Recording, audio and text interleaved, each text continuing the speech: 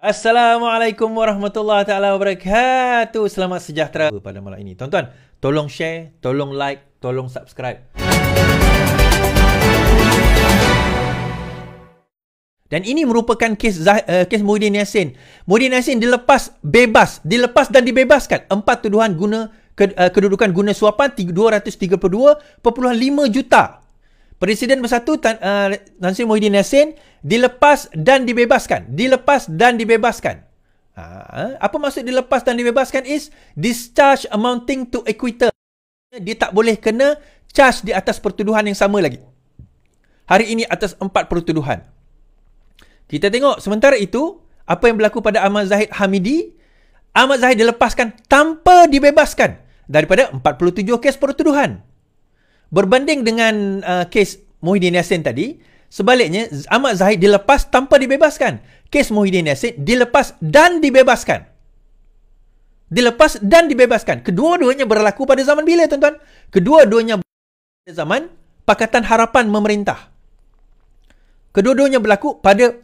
Pakatan Harapan memerintah. Isunya adalah kenapa yang satu, yang mana lebih bagus is, of course, dilepas dan dibebaskan. Itu lebih bagus, lebih tinggi. Dia discharge amounting to acquittal. DAA. Dilepas dan dibebas. Artinya, kalau selepas ini, pembuktian baru dijumpai, dia tak boleh kena charge. Dilepas tanpa dibebas, itu kes Zahid. Kalau ada bukti baru, selepas ini, dia boleh kena panggil dan kena charge balik. Berbandingkan Muhyiddin Yassin, tak boleh kena charge dah. Tapi boleh dirayu. Dan dalam rayuan tu saya kata, kesimpulan dia kena rayu juga discharge amounting to acquittal ni, dilepas dibebas, kena minta supaya hakim kata tak, dilepas tanpa dibebas. Biasanya kalau ada kes yang defektif di dalam charges dia, cacat dalam pertuduhan, hakim akan menjatuhkan hukuman dilepas tanpa dibebas. Sebab nanti pendakwa raya boleh amend balik charges tersebut dan dakwa balik. Dan kesimpulan saya boleh kata, dia lepas 4. Tapi dia ada lagi 3 pertuduhan. Iaitu penggubalan wang haram. Yang tu dia tak akan lepas. Dan tuan-tuan, lawyer bagi Muhyiddin Yassin dan lawyer bagi Zahid Hamidi, orang yang sama, tepotek. Lawyer yang sama. Dia kata, Muhyiddin Yassin nanti yang 3 kes tu akan lepas. Tak. Dia tak akan lepas sebab dia charges dia berbeza. Isunya sekarang ini adalah isu charges, pertuduhan. Pertuduhan Muhyiddin Yassin tu tak lengkap. Berbanding dengan pertuduhan pada 4 pertuduhan berbanding dengan penggubalan wang haram yang lebih lengkap. Dan kalau tidak lengkap sekalipun, akhirnya dia boleh patah balik kepada DPP dan DPP boleh betulkan balik. Tak ada isu sebenarnya. Okey, so kita akan tengok. Saya ulang balik benda ni supaya tuan-tuan nampak apa yang saya nak bawa. Baik.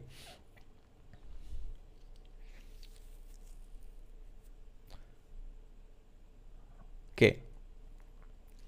Lepas tu baru saya baca komen-komen orang lain. Sekejap.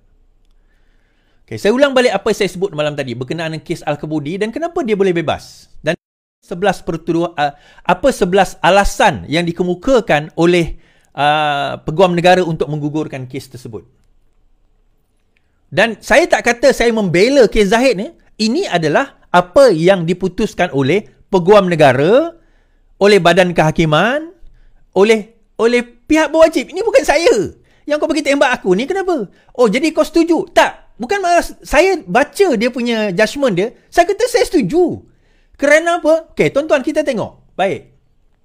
Pertama, keputusan Mahkamah Tinggi Kuala Lumpur yang berhormat Datuk Colin Lawrence Serqueira yang telah membuat perintah dilepas tanpa dibebaskan terhadap kesemua 47 pertuduhan. Gambaran tindakan. Dalam keterangan bersumpah di dalam mahkamah, beliau, Zahid, mengatakan bahawa Tun Mahathir, Perdana Menteri Malaysia pada ketika itu, telah memanggil Zahid dan memberi arahan dengan nada yang tegas kepada anak guam kami untuk membubarkan UMNO atau dia akan menerima sebarang akibat sekiranya arahan Mahathir tidak dipatuhi. So, pada waktu itu, lebih kurang pada bulan bila? Jun. Benda ini berlaku pada Jun 2018. Anak guam Zahid Hamidi enggan tunduk kepada ugutan Mahathir dan pada 2 Julai, Jun tadi dia dipanggil, bubarkan UMNO. 2 Julai dia telah dipanggil oleh SPRM. Dia tak nak. Terus dia dipanggil oleh SPRM dan disiasat, kemudian pada 19 Oktober dia terus didakwa. Kan? Jun dipanggil Mahathir, bubar UMNO, dia kata tak nak. Sekarang ni kita tengok, pada Mei 2018 kita menang. Jun Mahathir jadi Perdana Menteri Mei, Jun dia panggil Zahid minta dibubarkan UMNO, Julai dia tak nak, Julai dia kena siasat SPRM, Oktober dia kena dakwa. Daripada tarikh dia dipanggil tu sehinggalah Oktober dia didakwa, hanya 4 bulan saja mereka mengambil masa nak dakwa dia. Kes sekompleks apa orang kata, penyalahgunaan kuasa ni bukan semudah itu kalau kita nak jatuhkan hukum. Bukan semudah itu. Kalau kita tengok kes Muhyiddin Yassin sekalipun mengambil masa, itu pun tuan-tuan, itu pun defektif dia punya charges. Cacat dia punya pertuduhan tu. Surat SPRM kepada AGC. Akhirnya kenapa? Okay. Ni kena nak cerita ni. Kenapa pendakwa raya mengatakan bahawa kena jatuhkan kes ini? Nak salahkan 100% pendakwa raya pun tak boleh. Nak salahkan 100% pendakwa raya pun tak boleh, tuan-tuan. Kenapa? Sebab ada satu surat telah dihantar oleh SPRM kepada AGC. AGC ni apa? Peguam negara lah. AG Chambers. Okay? AG. Okay. Pada bila? 20 Februari. SPRM menyatakan, SPRM berpendapat bahawa penting untuk siasatan lanjut dibuat agar kes pendakwaan lebih kukuh, dan SPRM sudah pun mula mendapatkan petunjuk-petunjuk dan bukti-bukti baharu. Petunjuk-petunjuk dan bukti-bukti baharu. Siasatan yang lebih menyeluruh adalah amat penting agar pasukan penyiasat dan pihak pendakwaan tidak dikecam oleh orang awam dan dituduh melakukan pendakwaan terpilih, selective prosecution. Terutama selepas kes baru-baru ini terhadap Tan Sri Shahir Samad, di mana pegawai penyiasat telah mengaku di mahkamah semasa disoal balas sewaktu perbicaraan bahawa pertuduhan telah dikemukakan sebelum siasatan lengkap sebagaimana yang telah berlaku dalam tindakan mahkamah tersebut. Dalam kes Tan Sri Shahir, dia adalah dituduh sebelum siasatan lengkap. Siasatan yang tidak lengkap ini telah menyebabkan reputasi SPRM selaku pasukan penyiasat dan Jabatan Perdana Negara selaku pasukan pendakwaan tercemar di mata masyarakat. Demi menjaga nama baik dan reputasi kedua-dua agensi, wujud keperluan untuk proses merekodkan beberapa keterangan daripada saksi-saksi dan mengumpulkan lagi bukti-bukti bagi mengesahkan petunjuk-petunjuk yang SPRM perolehi sebelum ini dilakukan. Dan SPRM memberi jaminan kepada peguam negara bahawa akan dijalankan secara menyeluruh tanpa rasa takut dan pilih kasih, no fear or favor, serta lebih objektif. Sehingga ke akar umbi, no stones will be left unturned akan dijalankan. No stones will be left. Okay? Dalam menjalankan siasatan tersebut. Bermaksud apa, tuan-tuan? Bermakna dalam penyiasatan yang berlaku ni, dia ambil contoh Tan Sri Shahir Samad punya kes yang dikatakan ada kes salah guna kuasa. Dalam kes tersebut, badan penyiasat, ada salah seorang pegawai penyiasat ditanya, adakah kamu telah mendakwa sebelum kes ini habis disiasat? Dia kata, ya. So, bagaimana pendakwaan itu terlalu tergesa-gesa, sedangkan kes itu masih lagi belum habis disiasat? Saya kata ini berbalik kepada Tun Mahathir Mohamad. Sewaktu dia menjadi Perdana Menteri, taktik ini digunakan oleh dia dan Bersatu untuk nak menjatuhkan UMNO pada waktu itu dan memastikan UMNO terus berkubur. Tuan-tuan, dia macam ni. Kita bercakap soal reformasi dan keadilan. Parti kita sendiri pun nama keadilan. Bila kita adil, tuan-tuan, kita kena adil pada semua orang, termasuk musuh kita. UMNO itu musuh kita. Tapi perlu tak kita berlaku adil kepada dia? Ya, kita perlu berlaku adil kepada dia.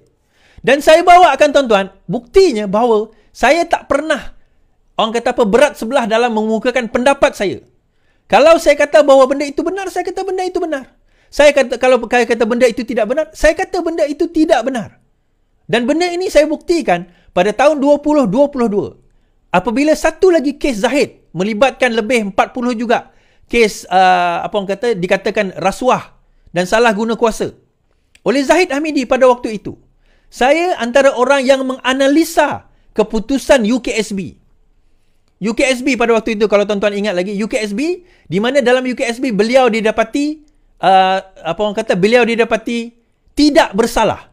Tidak ada prima facie. Bukan tidak bersalah. Tidak ada prima facie kepada kes tersebut. So, saya analyse pada waktu itu. Kenapa tak ada prima facie? Apa yang menyebabkan kes Zahid sampai tak ada prima facie? So, saya pun menganalisa dan saya buat video saya pada waktu itu dan tuan-tuan boleh view video saya sebenarnya. Baik, saya tunjukkan video tersebut. Mari kita sama.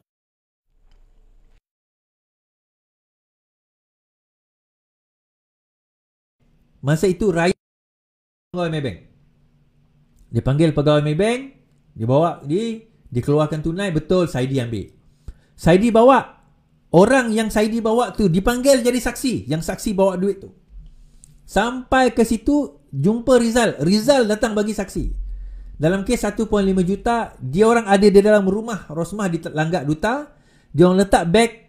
Masa itu Ryan pergi ambil gambar beg tersebut. So, dan memang adalah, maksudnya pembuktian itu ada. Tetapi dalam kes ini, hakim kata, saya baca penghakiman dia kata,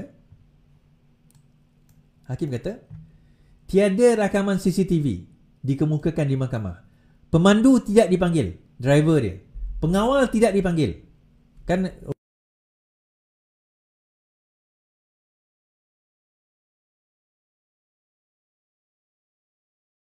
Zahid itu kan ada dipanggil pengawal. Anggota polis tidak dipanggil. Slip transaksi touch and go tidak dikemukakan. Log panggilan telefon dan mesej kepada Zahid juga tidak dikeluarkan, katanya. Dalam kes Rosmah, dia berkata saksi yang dipanggil oleh pendakwa raya termasuk individu yang mengambil wang dan kaki tangan bank, manakala cek bank turut dikemukakan sebagai bukti. Bukti tidak langsung seperti yang ditengahkan dalam kes Rosmah, semuanya tidak ada dalam kes ini. Kenapa? Itu yang jadi persoalan kita. UKSB kata, ini bukan tugas hakim. Tugas hakim menilai bukti dan datang dengan pembuktian. Tugas hakim, dengan keputusan. Dia menilai bukti. Dalam kes ini, bukti-bukti yang, sebab ini circumstantial tuan-tuan. Tiba-tiba ada orang kata, saya bagi duit kat Iswardi, 1 juta ringgit. Iswardi, kenapa bagi Iswardi? Sebab saya dapat projek daripada Iswardi, di mana Iswardi adalah CEO syarikat tersebut. Saya pun kena tangkap. Lepas saya kena tangkap, saya disoal siasat. Oh, kamu terima duit 1 juta Saya kata, mana ada saya terima duit 1 juta? Siapa kata? Oh, si Fulan bin si Fulan kata. Itu dia kata. Apa bukti? Ada tak duit itu dia keluarkan? Ada tak CCTV kata saya terima duit tu? Ada tak bank ni semua? Ada tak? Jawapannya tak ada. Kenapa tak ada? Nah, contoh kes saya, kalau tak ada, maka saya boleh dibebaskan. Macam mana nak buktikan yang Zahid terima duit itu? Dia kata dia datang rumah Zahid. Pendakwa raya tak bawa pun bukti CCTV yang ada kereta dia masuk, hantar duit, keluar. Mesti ada CCTV kan? Yang dia bawa envelope ke whatever lah. Dia datang rumah tu pada tarikh yang demikian. Tak ada Dan saksi-saksi ni pun unreliable. Mula-mula dia kata tulis monster, lepas tu tak. Akhirnya dia tolak ledger tu. So, bukti-bukti yang macam mana dalam kes Rosmah tu tak ada, tuan-tuan. Dia orang tak kemas. Dalam nak dakwa Zahid, dia orang tak kemas. Kalau saya lah yang jadi pendakwa raya ni, tuan-tuan. Kita jangan tinggalkan satu pun. Kalau boleh semut tu boleh panggil semut, kita panggil dia saksi. Kalau boleh malaikat kita panggil dia saksi, tuan-tuan. Di dalam kes ni 40 pertuduhan, 18 saksi dia bawa. 18 dia saksi dia. Kan? Sedangkan dia kata dalam itu, dia kata dia terima duit. Hakim berkata Nicole seorang warga Cina bekerja dengan subkontraktor memainkan peranan. Dia kata dana itu daripada Nicole. Mula-mula dia orang tiga-tiga ni kata dana itu daripada UKSB. Lepas tu tiga-tiga tu tukar kenyataan. Dia kata dana itu datang daripada Nicole, daripada Nicole Tan. Daripada apa orang kata, daripada overseas, daripada Hong Kong. Kemudian dia kata dua penggurup wang yang telah diosal siasat dan keterangan mereka direkodkan. Okey, bila dia transfer duit itu, dia transfer secara tunai, dia ambil. Dia melalui dua money changer, penggurup. Penggurup wang ni, money changer ni, okey, dia punya statement dia ambil. Tetapi tak ada dipanggil sebagai saksi pun dalam kes ini. Why? Question is, why? Kenapa? Kenapa tak dipanggil sebagai saksi, tuan-tuan? Sebab tu saya kata, dia bukan isu Bersalah tu, dia macam kes contohnya. Dia tak bersalah macam kes saya tadi lah, contoh. Dia tak boleh buktikan satu hal, tapi bukan bermakna duit itu tidak berlaku transaksi, tapi dia tak boleh nak buktikan. Kerana apa?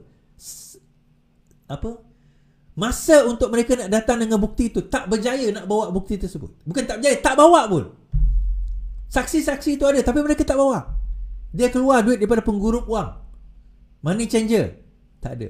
Patutnya panggillah Bank Negara Malaysia. Takkan duit banyak-banyak macam tu tak ada, tak melalui money changer, tak alert Bank Negara. Contoh, kalau tak melalui pegawai bank pun, takkan tak ada SMS, WhatsApp. Okey, mungkinlah tak ada. Call mungkin tak ada. Sebab Zahid ni mungkin bijak. Semua. Sebab masa dalam kes dia orang cerita ni, masa dia bagi duit ni pun tuan-tuan, dia bagi duit dalam keadaan Zahid tak ada tau. Dia letak atas meja. Ni dia cerita saya baca. Dia kata dia orang datang rumah Zahid, dia letak atas meja. Licik. Sangat licik. Mungkin CCTV dah tutup, saya tak tahu. Tapi tak pernah tender evidence tu. Kenapa tuan-tuan? So kita dengar komen Peguam Negara. Yes, your team delivered.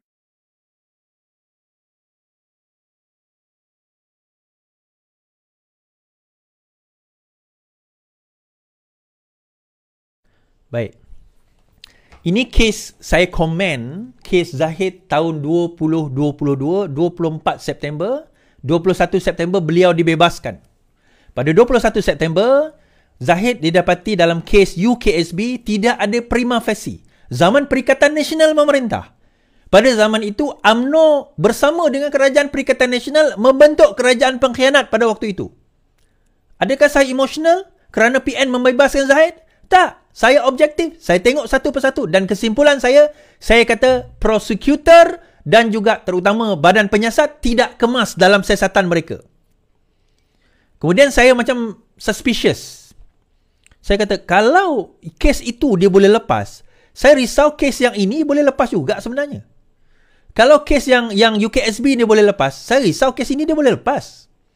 Kerana apa? Nampak macam benda itu terlalu, macam mana dia kata, it was so stupid. The mistake was so stupid. Kalau bukan sebab pendakwa raya ataupun SPRM tu bodoh, bukan, don't get me wrong. Tetapi saya nampak kerja mereka terlalu tergesa-gesa. Seolah-olah tergesa-gesanya mereka ini, mereka memang sengaja seolah macam dah dipaksa. Kau kena juga pastikan bahawa Minah, Mamat ni semua, Zahid ni semua ni, kau kena tangkap. Tapi dia orang korap, wajar nak kena tangkap. Ya, saya setuju kalau mereka korap, tangkap pada perkara yang kita boleh buktikan kekorapan mereka. Macam kes Muhyiddin Yassin.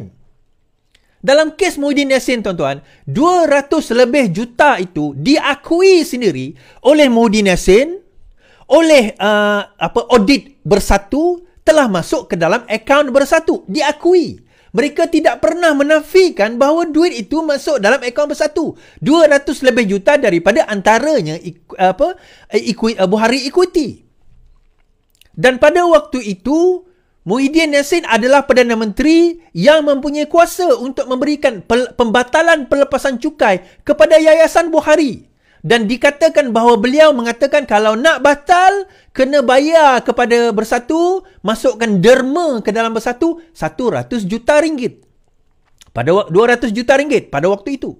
200 million. If I'm not mistaken, 200 million. Lebih kurang macam tu. Which Bersatu, Buhari Equity oblige. Dia orang masukkan 200 juta dalam akaun. Adakah duit itu telah dimasukkan dalam akaun? Ya. Adakah Muhyiddin Yassin mempunyai kuasa sebagai Perdana Menteri untuk nak membatalkan pengecualian cukai Yayasan Buhari? Ya. Adakah daripada pembatalan cukai itu, maka duit itu dimasukkan? Berkemungkinan ya. Tapi sebab tak masuk bicara lagi, kita tengoklah nanti perbicaraan. Jadi kenapa Muhyiddin Yassin dibebaskan? Charges, pertuduhan yang mula-mula sekali ada defektif. Saya dah pergi tengok, dengar saya punya live hari tu. Saya ulas perkara ini. Kenapa defektif? Yang mana tak betul? Dan kenapa saya kata kena panggil senior lawyer? Nak device benda tu senior lawyer, tolonglah. Tuan-tuan, kes ni nak cerita. Kes Rosmah, kes Najib. Tahu tak siapa senior lawyer yang dipanggil untuk nak kes Rosmah dan Najib? ram kapal, mendiang ram kapal. Siapa dia? Siapa dia is? Kalau korang dalam bidang undang-undang, korang kenal siapa mendiang ram kapal ni? One of the leading judges in Malaysia adalah mendiang ram kapal. Bagi saya equivalent, sama level dengan Lord Denning di UK. Dia punya judgement dia memang out of the box. Dia dipanggil, akhirnya dua-dua ni dia berarti bersalah. Sebab dia teliti satu persatu kat mana. Tak nak ada macam peguam bela boleh nak sebut ini sebut itu. Tak ada. Penelitian itu. Siapa ram kapal? Ram kapal ni bekas seorang kapal pula. Sorry, ram kapal. Gopal Sri Ram. Saya sebut ram kapal tadi. Gopal Sri Ram. Gopal Sri Ram ni adalah senior judge. Bekas hakim Mahkamah Persekutuan. Lama dia dalam Mahkamah Rayuan sebab dia suka melawan. Orang lain buat jawapan A, dia akan buat jawapan B. Dia selalu dissenting dia punya jawapan dia.